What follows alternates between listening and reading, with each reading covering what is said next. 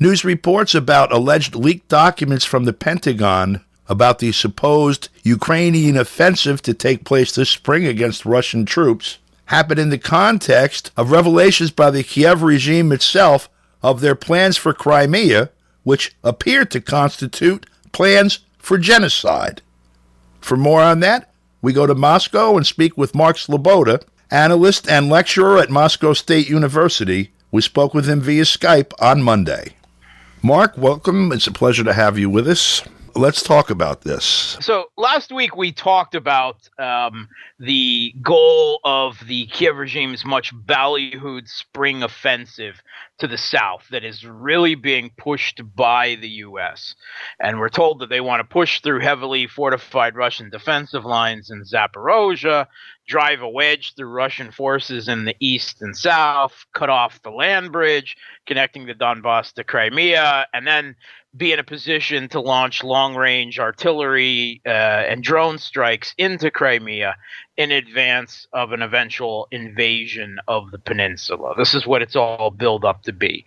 Now, privately, speaking to the New York Times, the usual anonymous officials say the Biden admin and actually Mark Milley, the chairman of the Joint Chiefs, has openly said as much. They don't believe that the Kiev regime has the military capability to take back the peninsula, to take back the Crimea, but they want to threaten it. They want the Russians to believe that it's at risk because that would put the regime they believe, in a better position in future negotiations. So along that lines, they've been talking a lot of smack in the last 2 weeks about Crimea. Alexei Danilov is the secretary of the National Security and Defense Council of the Kiev regime. And he recently posted a plan for the 12 steps for the Kiev regime occupation of Crimea.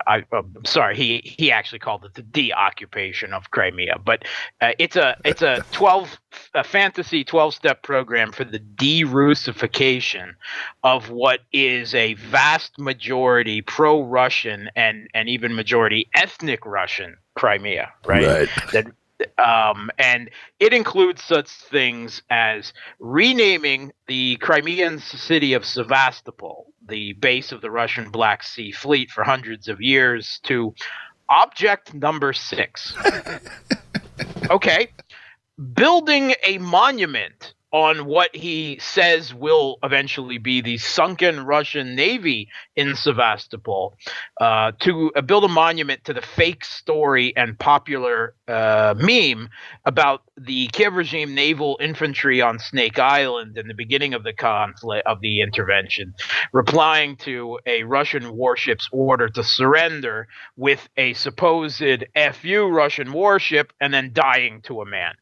In reality, of course, none of that actually happened. When they were ordered to surrender, they surrendered to a man and then were quickly sent back to Ukraine in a POW exchange. But they want to build a monument to their disinfo, right?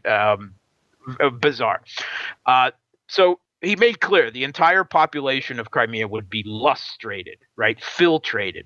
And a program for the prosecution of all, quote, collaborators and traitors, right? And that definition of collaborator and traitors includes anyone who took Russian citizenship, got a Russian passport, which is like everyone in Crimea. Right. The whole population. My wife is from Crimea. I have family there, so I know the situation there. And anyway, by definition, by the Kiev regime's own dictates that they have passed, anyone who even takes humanitarian aid, say food or medicine, from Russians is a collaborator and a traitor. So you know how stringent those definitions are. They want to deport to Russia or its successor, because they imagine Russia is going to be destroyed and broken up at the end of their victory, that all citizens of Ukraine suspected of treason or collaboration should be deported. A comprehensive program to mass re-educate all the people of Crimea to, quote unquote, detoxify the Russianness out of their brains. The 80% of the people in Crimea voted for Viktor Yanukovych in 2010, more than 80%. Yeah, and according to Pew and Gallup, right? Don't Right, believe okay, Russian polls. right, that's right. And In 2014, Pew and Gallup said 95% of the people voted for rejoining Russia. So also, in terms of those Russian traitors, are they going to dig up the first one, Catherine the Great, who was there when Crimea became part of Russia in 1780 something? Before that being part of the Crimean Khanate. Right. Yeah. Anyway, so all pro-Russian citizens of Crimea and of Ukraine in general will be put to work as slave labor to restore Ukraine and bury the dead. Presumably, they'll be put work to that before they're deported to Russia rather than after. He seems a little confused about the chain of events here. Has this been submitted to the UN Human Rights Commission and stuff for approval? Yeah. And the destruction of the Crimean Bridge, which they haven't failed to accomplish. Right, so on and so on, right? Not only has it not been submitted to the UN, of course, this is never actually printed in English, right? This is something that is a psyop. It is meant to make the people of Crimea, afraid. Remember that the regime built a dam to cut off the flow of water to the people of Crimea for 8 years to punish them for, collectively for choosing wrong, a crime against humanity. This isn't real, and Westerners are never supposed to know or talk about this. And then on top of all of this, the Zelensky's senior aide and presidential advisor, and really the Goebbels-esque mouthpiece of the regime, Mikhailo Podolyak, he recently gave an interview to Radio Free Europe, Radio Liberty's The Real Crimea, their channel specifically targeting Crimea. This is all online, right? The transcript, the video is out there, on RFERL's channel website. It's on YouTube, but of course it's only in Ukrainian because they don't want Westerners to hear this stuff. And he said, straight up, as soon as we enter, we must eradicate everything Russian in Crimea. Crimea must be torn out of the Russian world and remade as part of the Ukrainian cultural space. The Ukrainian Orthodox Church, which they view as not truly political loyal to the regime, will be physically cleansed, as well as everything pro-Russian. All Russian culture will be totally and completely banned. No reading Dostoevsky, no reading Yesenin. No one will be permitted to read Russian literature or watch Russian movies. The Russian language is banned. You will not be able to speak it in public at all. All pro-Russian political parties, organizations, movements, media banned forever. We're going to have to break it all down, he said, of Crimea, speaking of Crimea's Russian identity.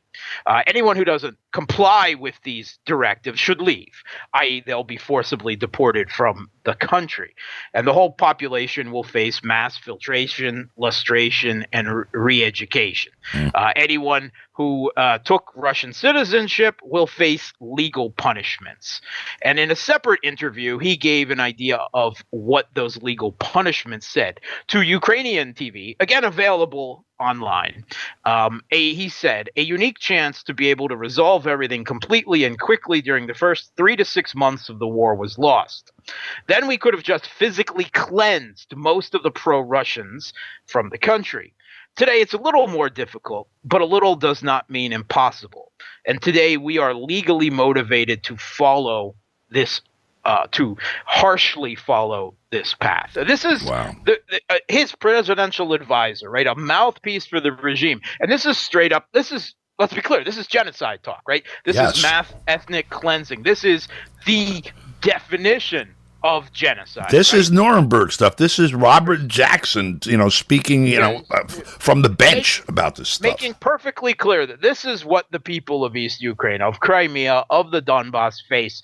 But of course, the Western media just ignores this because this is not the narrative that they're trying to sell to the people of the US and Europe about what is and has been happening in Ukraine. You can find all of this. I strongly suggest, don't take my word for it. Find it on Radio Free Europe, find it on YouTube, and Google Translate it if you have to. But hear what these people say in their own words rather than what is filtered to you selectively through the Western media. And what words would you have people Google? If you simply follow or eradicate everything Russian in Crimea, you will eventually be able to find it. RT did do an article on it, and from there you can find it. Mark, thanks a lot. We'll speak with you again next week. Thanks for having me. For KPFK, I'm Don DeBar.